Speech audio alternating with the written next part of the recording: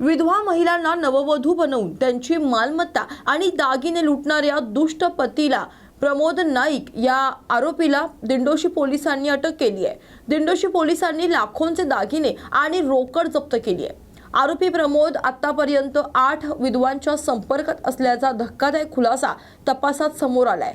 पत्नी मृत झाल्याची सांगून तो सुंदर विधवांची शिकार करायचा, मात्र आता पोलिसांनी त्याला अटक केली आहे। बदलत्या हवामानानुसार कधी अतिवृष्टी तर कधी गारपीट तर कधी ढगाळ वातावरण अशा या नैसर्गिक आपत्तीशी शेतकरी दोन हात करताना आता हतबल झाल्याचं पाहायला मिळतंय।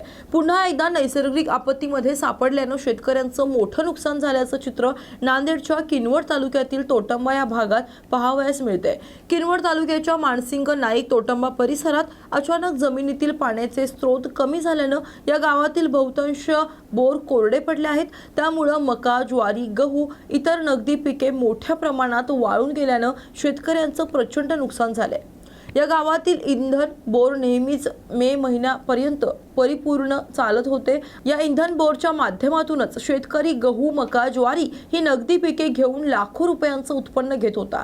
महसूल विभागाच्या व कृषी विभागाच्या अधिकाऱ्यांनी कर्मचाऱ्यांनी बांधावर येऊन वाळलेल्या पिकांचे पंचनामे करून रब्बी पीक विम्याच्या नैसर्गिक आपत्तीच्या माध्यमातून नुकसान भरपाई देण्यासाठी रब्बी पीक विमा उतरलेल्या कंपनीला नुकसान भरपाईचा अहवाल जिल्हाधिकारी राहुल कर्डिले यांच्या माध्यमातून सरकारकडे पाठवून शेतकऱ्यांना मदत करावी अशी मागणी शेतकऱ्यांनी केली आहे। याचा आढावा घेतलाय आमचे प्रतिनिधी परमेश्वर पेशवे यांनी। माझे नाव नामदेव व्यंकटराव आडे, राहणार मानसिंग नाईक तांडा तोटंबा, तालुका किनवट, जिल्हा नांदेड येथील रहिवासी असून माझ्या शेतात आज घडीला 5 बॅगा मक्का, 2 बॅग ज्वारी, 1 बॅग गहू हे पूर्णपणे वाळण्याच्या परिस्थितीत म्हणजे वाळलेलं आहे।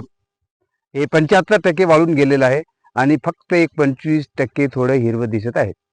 सध्याला बोरची काय परिस्थिती आहे? पाणी काय? काहीच नाही, पाणी नाही, काही नाही। बोर पूर्णपणे आटून गेलेला आहे। अचानक बोर आटले ते? अचानक बोर आटले।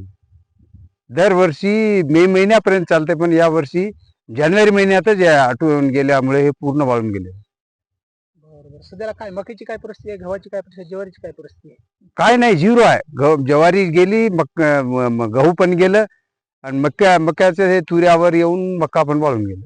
मग काय अपेक्षा काय आपली? अपेक्षा शासनाकडून आम्हाला एवढीच अपेक्षा आहे, आम्हाला काहीतरी आर्थिक शासनाने मदत करावी।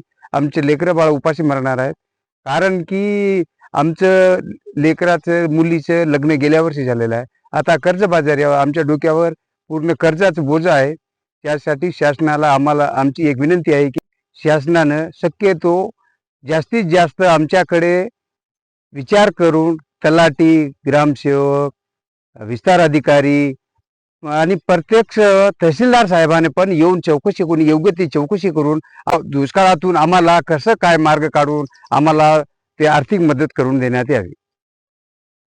शिवस्मारकाच्या रखडलेल्या कामाचा निषेध करण्यासाठी राष्ट्रवादी युवक काँग्रेस शरदचंद्र पवार पक्षातर्फे गिरगाव चौपाटी येथे निदर्शनं करण्यात आली। मुंबईच्या अरबी समुद्रात उभारण्यात येणाऱ्या छत्रपती शिवाजी महाराज स्मारकाचा गाजावाज सरकारनं मोठा दिमाखात केला होता, मात्र प्रत्यक्षात 8 वर्षांनंतरही स्मारकाचं काम हे सुरू झालेलं नाहीये। यावेळी आंदोलनकर्त्यांनी शिवस्मारकाच्या कामाला त्वरित सुरुवात करावी अशी मागणी केली आहे। स्मारक प्रकल्पाची संपूर्ण माहिती आणि प्रगती महाराष्ट्राच्या जनतेसमोर मांडावी, निधीचा हिशोब सार्वजनिक करावा, 44 कोटी रुपये कुठे खर्च झाले असा प्रश्न राष्ट्रवादी काँग्रेस शरदचंद्र पवार पक्षाचे प्रवक्ते व युवकचे मुंबई अध्यक्ष ॲडव्होकेट अमोल मातेले यांनी केलाय।